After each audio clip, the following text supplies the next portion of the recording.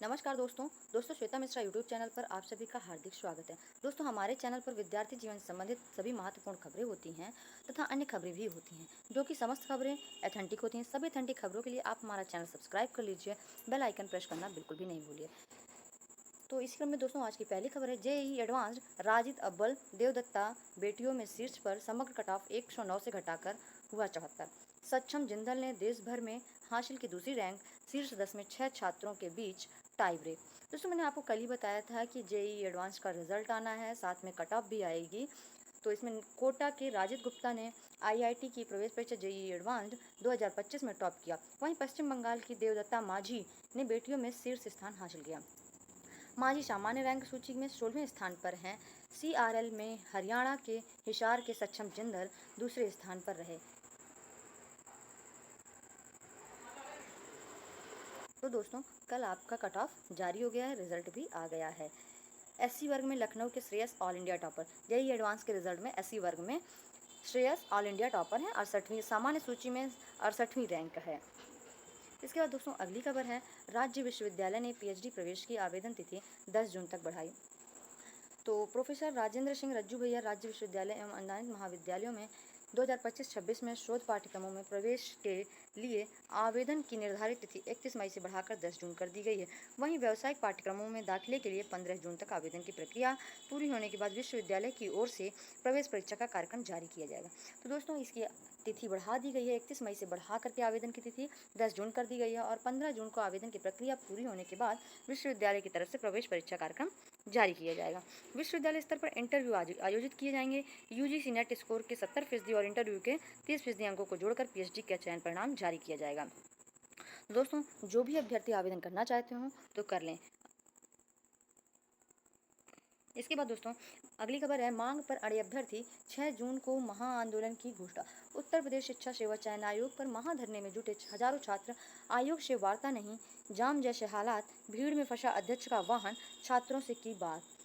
समर्थन में उतरे आयशा और आरएवाई।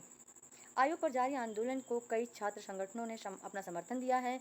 महाधरने में शामिल आयशा के प्रदेश अध्यक्ष मनीष कुमार ने कहा, योगी सरकार अभ्यर्थियों की मांग को तत्काल स्वीकार करें, शिक्षक भर्ती की घोषणा करें। इंकलाबी नौजवान सभा आरवाईए के प्रदेश सचिव सुनील मौर्य ने कहा, योग्यता होने के बावजूद नौजवान सड़क पर दिन रात आंदोलन करने को मजबूर हैं। आयोग के सामने सुबह 10 बजे से हजारों छात्र इकट्ठा हो गए। धरने में 6वें दिन भी प्राथमिक शिक्षक के लिए 1,26,000 पदों पर अड़े रहे छात्र कि 1,26,000 पदों पर भर्ती की जाए। और शाम को जब आयोग के अध्यक्ष प्रोफेसर कीर्ति पांडे बाहर निकली तो उनका वाहन छात्रों की भीड़ में फंस गया।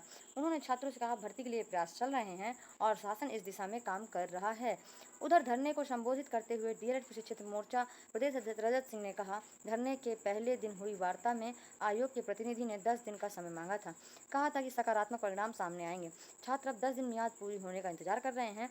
6 जून को यह मियाद पूरी हो जाएगी और उस दिन महाआंदोलन किया जाएगा।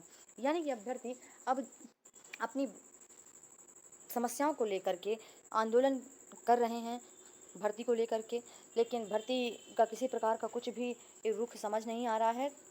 पिछले 7 सालों में कोई भर्ती नहीं आई है, जिसे लेकर के अभ्यर्थी परेशान है। जिसमें 16 लाख अभ्यर्थी तैयार हो गया है, लेकिन अभी कोई भर्ती नहीं आई है। अभ्यर्थियों से जिस दिन ये आंदोलन शुरू हुआ था उस दिन अभ्यर्थियों से मांग की गई थी कि 10 दिन में कुछ सकारात्मक रिजल्ट मिलेगा, लेकिन कोई सकारात्मक रिजल्ट नहीं मिला। और ये 10 दिन 6 तारीख को पूरा हो जाएगा। तो 6 तारीख को जो अभ्यर्थी हैं वो अपना महाआंदोलन शुरू करेंगे। इसके बाद अगली खबर है, एसटीईटी का परिणाम पत्र वितरण 6 जून से। ये खबर आपके पटना से लगी हुई है। बिहार विद्यालय परीक्षा समिति बिहार बोर्ड की ओर से उपलब्ध कराए गए एसटीईटी के परिणाम पत्र के तीसरे चरण का वितरण कार्यक्रम 16 जून से है। पटना जिले के 11 विद्यालयों में वितरण केंद्र निर्धारित किया गया है, जहां पेपर 1 पेपर 2 के परिणाम पत्र का वितरण किया जाएगा। वितरण का कार्य 6 जून से शुरू होगा। इसके बाद 9 से 14 जून तक रोजाना विद्यालय में दिन के 10:30 से 4 बजे तक इसका वितरण होगा। परिणाम पत्र लेने जाने के लिए अभ्यर्थियों को प्रवेश पत्र की छाया प्रति ले जानी होगी, वेब कॉपी ले जानी होगी, फोटो युक्त भारत सरकार या राज्य सरकार की ओर से निर्गत वैध पहचान पत्र ले जाना होगा। इसके बाद दोस्तों फिर वही खबर है, प्राथमिक शिक्षक भर्ती की मांग को लेकर अड़े अभ्यर्थी 6 जून को करेंगे महाआंदोलन।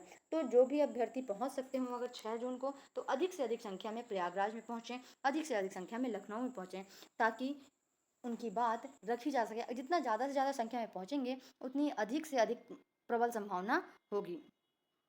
इसके बाद दोस्तों अगली खबर है, भर्ती आरक्षियों का प्रयागराज से शुरू होगा सफर। 17 जून से जेटीसी ट्रेनिंग, 21 जुलाई से आरटीसी ट्रेनिंग की शुरुआत होगी। तैयारी पूरी हो गई। यूपी पुलिस की 60,000 आरक्षी भर्ती परीक्षा के सफल अभ्यर्थियों के प्रशिक्षण की शुरुआत जल्द होगी।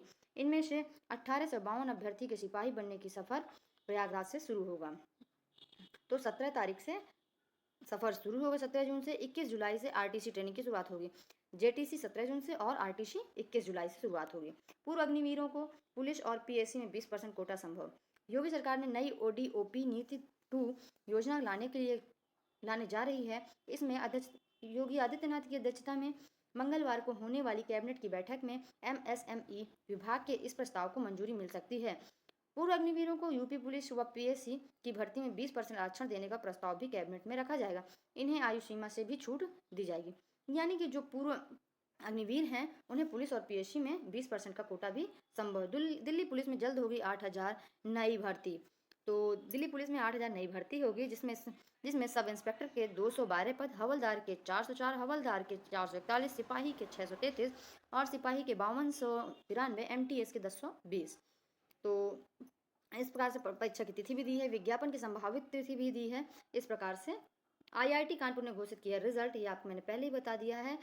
इसके बाद दोस्तों बस इतनी ही खबर। अभी आपको कुछ खबरें दूसरे हम वीडियो में हमारे मिल जाएंगी और आप चैनल को सब्सक्राइब करना बिल्कुल नहीं भूलिए। धन्यवाद, आपका दिन शुभ हो।